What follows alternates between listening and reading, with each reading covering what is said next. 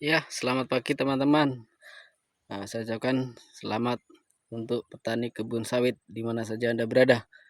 Ya, kita akan mereview tanaman kebun pribadi, kebun saya ya. Kita akan melihat tanaman-tanaman ini seperti apa. Ini tanaman ini kurang lebih umur sekitar 5 tahunan ya. Kita akan melihat kondisi tanaman. Jadi tanaman itu bisa akan dilihat dari fisik di tanaman itu sendiri, normal atau tidaknya suatu tanaman. Kita akan lihat ya.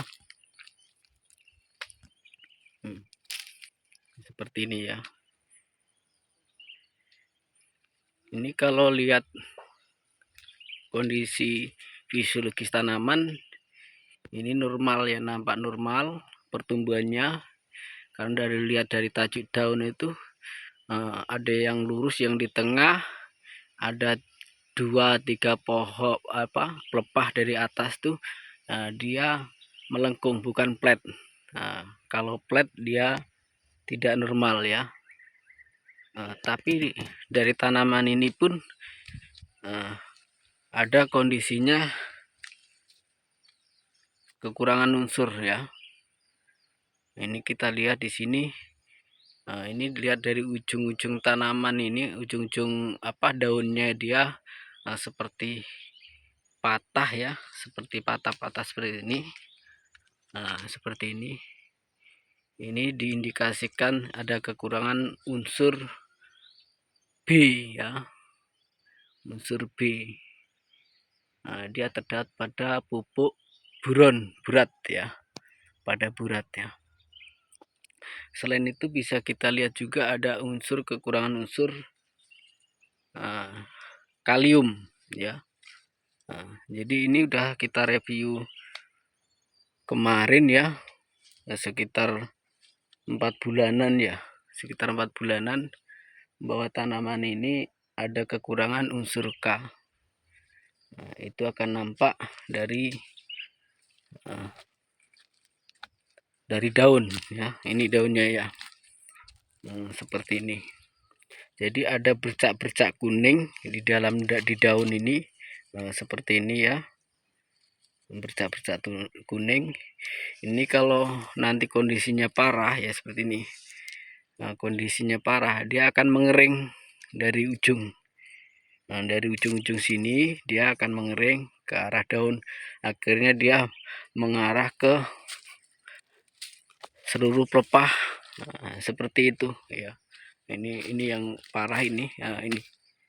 Ini yang parah. Jadi pangkal pelepah mulai menguning, merata, mengering ya. Itu. Ini sudah ada 3 bulan kita aplikasikan pupuk kalium KCL ya.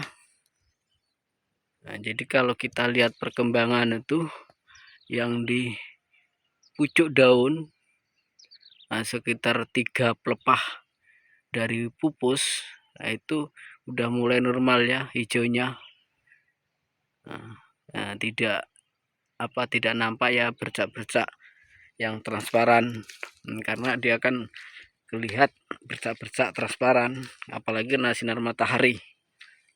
Seperti itu udah mulai hijau. Jadi dia akan nampak karena belum parah. Jadi kalau parah itu sulit untuk diatasi. Nah seperti ini ya, ini sulit diatasi ya, dan mungkin juga tidak bisa karena kondisinya sudah bercak-bercak. Ini juga akan mengakibatkan pada tanaman ini di tandannya ya, di tandannya mungkin tandan buahnya mulai mengecil, kembangnya tidak normal. Itu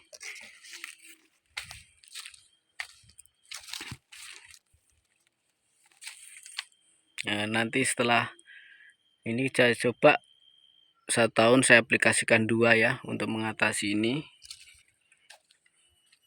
Mungkin nanti sekitar 3 bulan ke depan lagi mau saya aplikasikan lagi pupuk MOP ya, unsur kalium. Nah, terus kita gunakan juga unsur B ya, terdapat pada burat ya, karena ini nampak sekali kalau ujung-ujungnya itu mulai patah-patah seperti ini. Ini menandakan unsur B, kekurangan unsur B ya, defisiensi unsur B ya. Ini kondisinya ya, ini nampak sekali.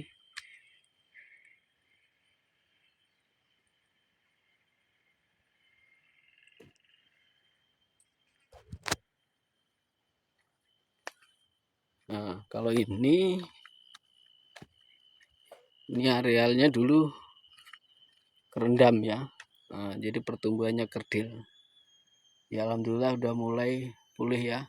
Karena kita setelah airnya mengering kita aplikasikan pupuk ekstra kemarin. Nah, nanti kedepannya karena ini volume hujannya tinggi ya, masih tinggi. Harusnya udah mulai kemarau tapi ini tinggi. Nah, kita aplikasikan nanti pupuk dolomit ya, untuk mengurangi keasaman. Nah, setelah itu baru kita gunakan pupuk reguler NPK ya, NPK 15-15 atau yang 16-16. Baru kita gunakan pupuk-pupuk mikro yang diperlukan pada tanaman. Perlu diketahui bahwa di areal gambut itu sangat diperlukan pupuk berunsur yang mikro, karena di gambut banyak kekurangan defisiensi ya pada tanaman, mungkin zat besi, PE, tembaga. Nah itu, jadi kalau memang nanti ada pupuknya kita aplikasikan.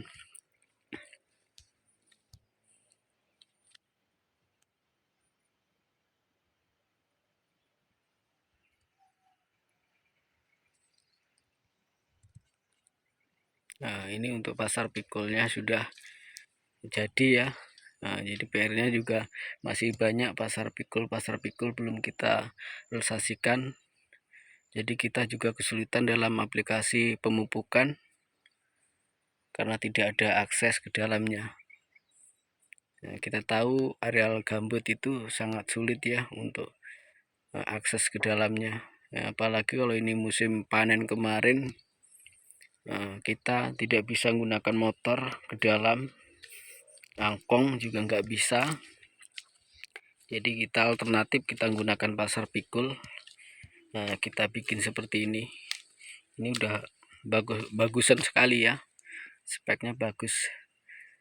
Nah, mungkin nanti kedepannya pasar pikul ya sekitar lebarnya 2 meter saja, kita bikin pasar pikul seperti ini. Kalau ini dia hampir ada 3 meter ya.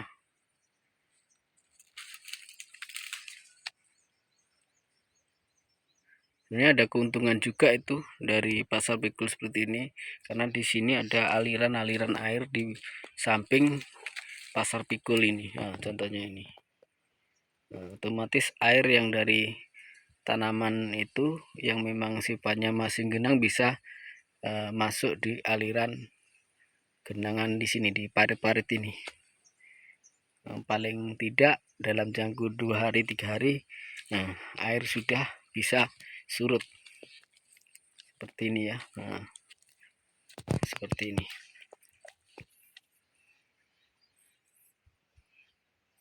Jadi mungkin nanti speknya sisa dibikin 2 meter saja, sampingnya dibikinkan aliran-aliran air. Oke, mungkin itu aja review pagi ini. Kalau ada komentar, masukan dari saudara-saudara petani sawit, silakan, biar bermanfaat bagi kami, kita semua petani kebun sawit. Ya oke, terima kasih, selamat pagi.